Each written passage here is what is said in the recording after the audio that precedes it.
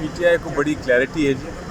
सबसे पहले तो हुकूमत को बड़ी नाकामी हुई और जीत जो है वो अल्टीमेटली आइन की हुई और जो महफूज रही वो जुडिशरी थी। ये तीन तो बड़ी क्लियर बातें हैं। जहाँ तक हुकूमत का ताल्लुक़ है, उन्होंने बड़ी कोशिश की कि तकरीबन कोई हमें इत्तला मिली है 80 से ज़्यादा तरामीम थी और उन्होंने कोशिश की कि वो किसी ना किसी तरह नंबर्स इकट्ठे कर लें। बड़ी क्लियरली JUI जो है मौलाना साहब ने बड़ा क्लियरली वाज़े तौर पे कहा कि हम तैयार हैं बात करने के लिए बहुत सारी चीज़ों पे, लेकिन हमें बताएं तो सही क्या है। हम हर चीज़ तो नहीं मान सकते आंखें बंद करके। उसके ऊपर फिर बड़ी कोशिश की हुकूमत ने उनको मनाने की, लेकिन वो बड़े वाज़े थे। उन्होंने कहा जी मैं असूल पे खड़ा हूँ, मैं ये असूल की बात है, मैंने किसी ताकत की बात नहीं मानी। और यही मौक़िफ़ हमारा PTI का था कि हम भी असूलों पे खड़े हैं, हमने भी ताकत की बात नहीं माननी और हम इसको अपोज़ करेंगे। हमने भी अनाउंस किया था। कल हुकूमत बड़ी परेशान थी, उन्होंने अजीबोगरीब बात की कि पूरी मीटिंग की और मीटिंग में डिस्कशन करनी थी आइनी तरामीम की, लेकिन कोई ड्राफ्ट तो दूर की बात है, कोई डॉक्यूमेंट भी नहीं किया, कोई कागज़ भी नहीं, कोई कागज़ का टुकड़ा भी नहीं दिखाया, खाली हवा में बातें की।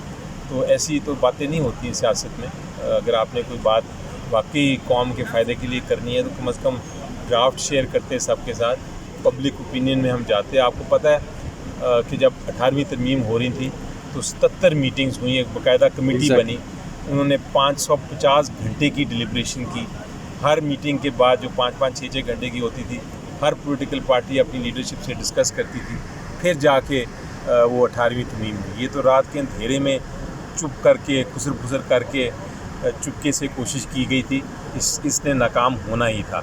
पॉलिटिशियंस हैं आखिर, और ये मजाक तो नहीं, पार्लियामेंटेरियंस हैं, रुकने असेंबली हैं। ये तो नहीं कि वो रबर स्टैम्प है कि जो मर्ज़ी हुकूमत ने दे दिया मान लिया।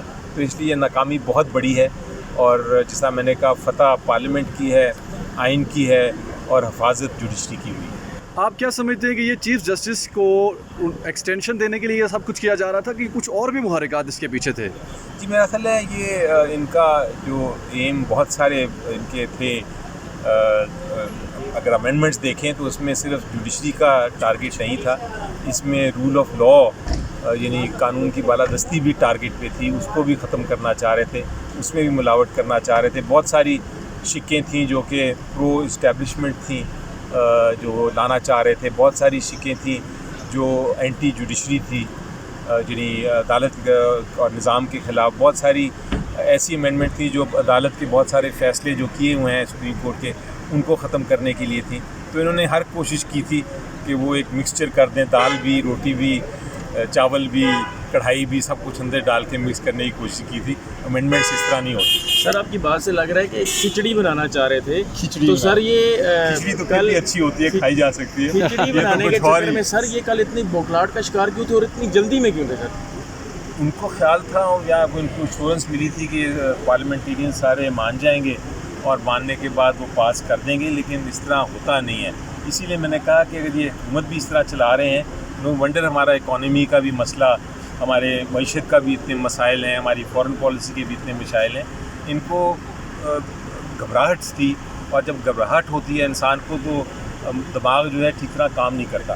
तो इस वक्त यही पोजीशन लग रही थी रात को, जिस तरह वो बातें हो रही थी कमेटी में, मुझे यही लग रहा था कि शायद परेशान है, इतने परेशान है कि दिमाग ठीक तरह काम नहीं कर रहा। अली ज़फ़र साहब, क्या PTI वकला की होने वाली अब तहरीक जो 19 तारीख को शुरू हो रही है, क्या इसको सपोर्ट करेगी?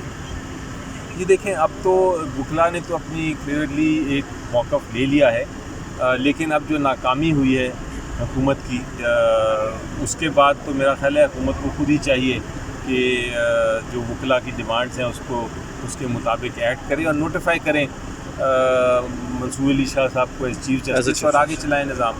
सर लेकिन जो वो पैकेज बता रहे हैं सीनियर जजेस का, जस्टिस आयशा भी तो वहाँ से सुपरसीड करके आई है ना, फिर लाहौर से जो आई थी सुप्रीम कोर्ट में, इस बारे में क्यों नहीं इतराज़ किया लोगों ने? जी देखिए, जहाँ तक मामला है कि पैकेज में है क्या, वो तो अभी तक पता नहीं चला। वो जो पैकेज जो भी था 80-90 तरमीमों का, जिसमें तरामीम थी 80 से ज़्यादा, वो तो ख़त्म हो गया, वो तो फाइनल इशू ओवर हो गया, गेम ख़त्म, game over, match set finished. लेकिन अब जो नया लेके आते हैं फिर देखेंगे, हम बात करते हैं सोचते हैं, फिर आपसे भी गुफ्तगू करेंगे, पब्लिक को भी। अच्छा, अगर कल कोई अटेम्प्ट कामयाब हो जाती है तो क्या पीटीआई इस मामले को सुप्रीम कोर्ट में ले जाएगी या पार्लियामेंट के अंदर इस मामले को हल किया जाएगा?